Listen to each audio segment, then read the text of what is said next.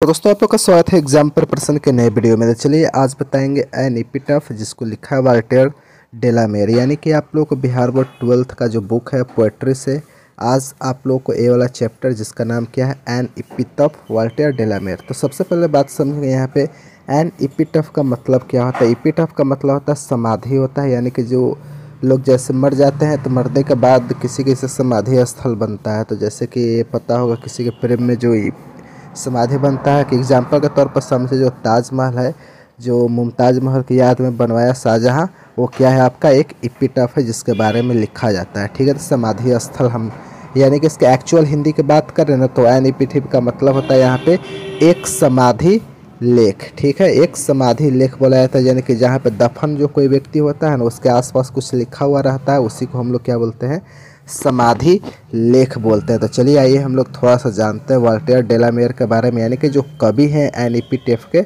उनके बारे में। तो यहाँ पे आप लोग देख सकते हैं इनका फोटो वगैरह आपके स्क्रीन पर सामने है। चलिए आपको बता दें कि Walter de la Mare was born in 1873 and died 1956, यानी कि जो वाल्टेर डेलामेर कवि है एन एपिटाफ के उनका जो जन्म हुआ था 1873 ईस्वी में हुआ था और मृत्यु कब हो गई थी 1956 ईस्वी में।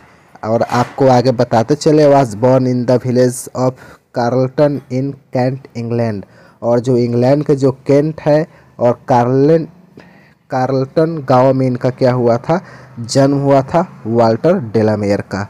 आगे आपको बता दें यहाँ पे ही lost his father at the age of 4, और दुर्भाग्य की बात यह थी कि जो वाल्टेर डेलामेर थे उन्होंने अपने पिताजी को 4 वर्ष के उम्र में ही क्या कर दिए थे खो दिए थे। Father at the age of 4, यानी कि जो दुर्भाग्य की बात यह थी कि जो लेखक है जो कवि है वाल्टेर डेलामेर उन्होंने अपने पिताजी को अपने 4 वर्ष के वायु में ही क्या कर दिए थे खो दिए थे, यानी कि डेथ कर गए थे उनके पिताजी। आगे समझेंगे and had to move with his family to London, और दुर्भाग्य की यह भी बात थी कि सह परिवार यानी कि सभी अपने परिवारों के साथ कहाँ पे जाना पड़ा, कहाँ पे शिफ्ट होना पड़ा, तो लंदन में जाना पड़ा अपने सभी परिवारों के साथ।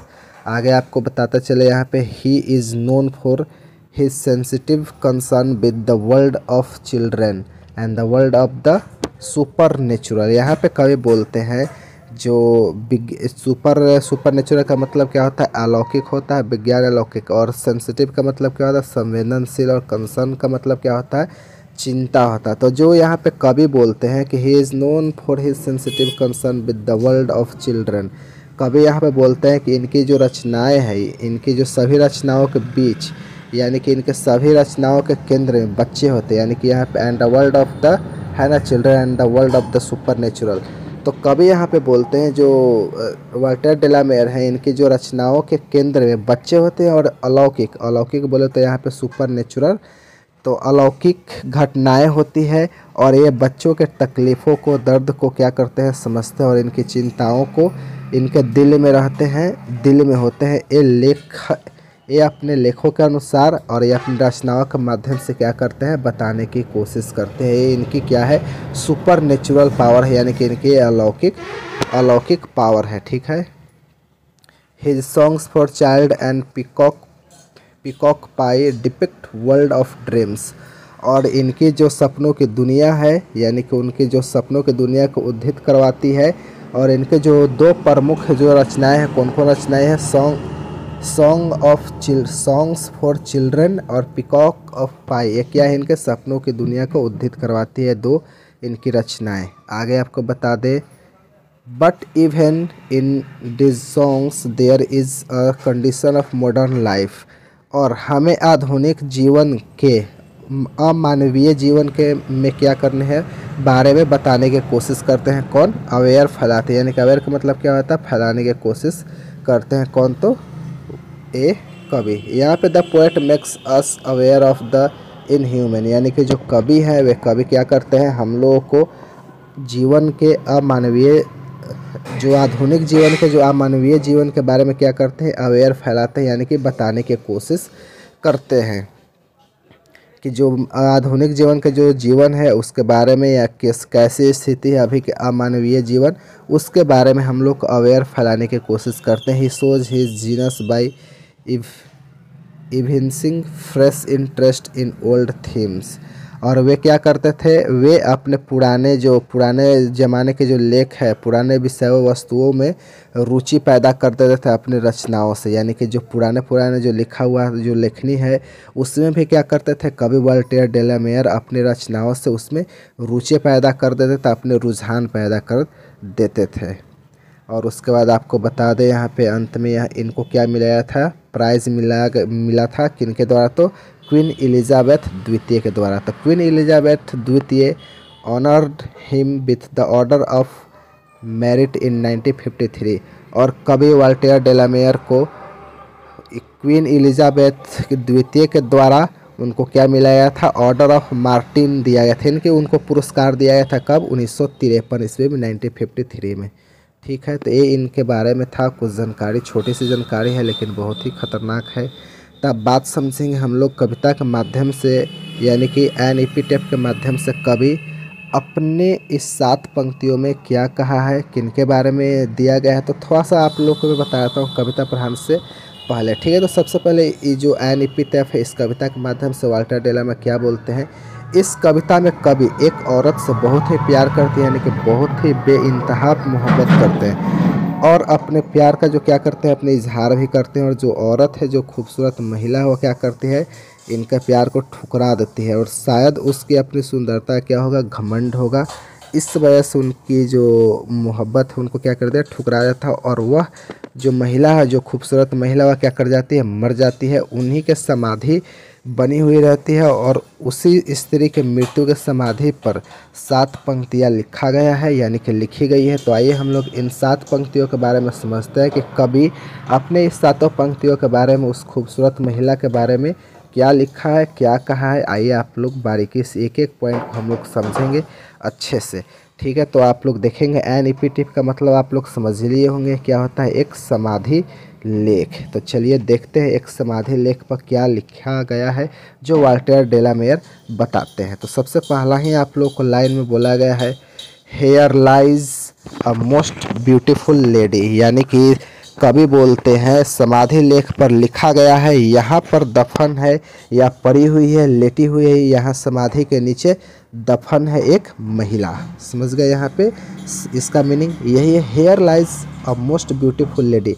यहाँ एक बहुत ही खूबसूरत महिला लेटी हुई है, मरी हुई है या दफन हुई है। यानी कि इस समाधि के नीचे क्या है, एक बहुत ही खूबसूरत महिला दफन है। कवि इस पहला लाइन में यही बोलते हैं। ठीक है, here lies a most beautiful lady, यानी कि इस समाधि के नीचे बहुत ही खूबसूरत महिला क्या हुई है, दफन हुई है या दफन है। चलिए आगे देखेंगे यहाँ पे, light of steps and hearts. दूसरा लाइन में यहाँ की light of step and heart was सी।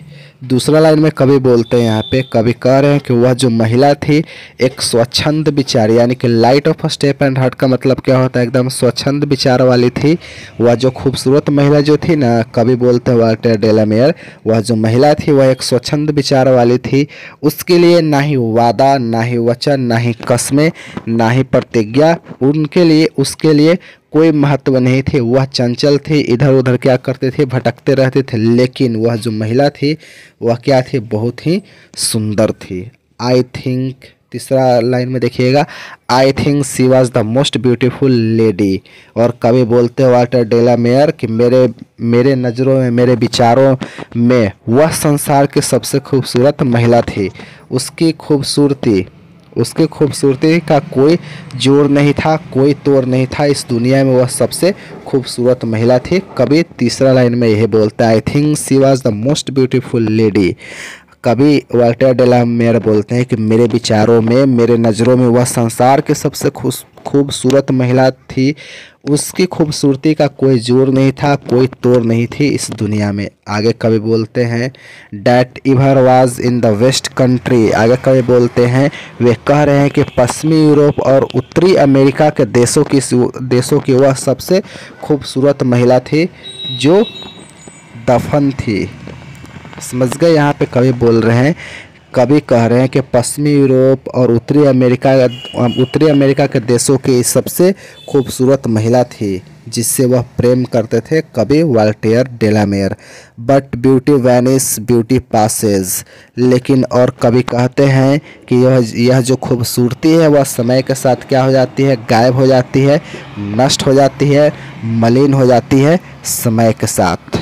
आगे कवि बोलते हैं यहाँ पे however rare rare it be, और कवि कहते हैं चाहे जितनी भी सुंदरता, चाहे उसकी जो सुंदरता कितनी भी दुर्लभ हो, कितनी भी अजीब हो, कितनी भी एकदम यूनिक हो, वह जो सुंदरता है वह समय के साथ क्या हो जाती है, नष्ट हो जाती है।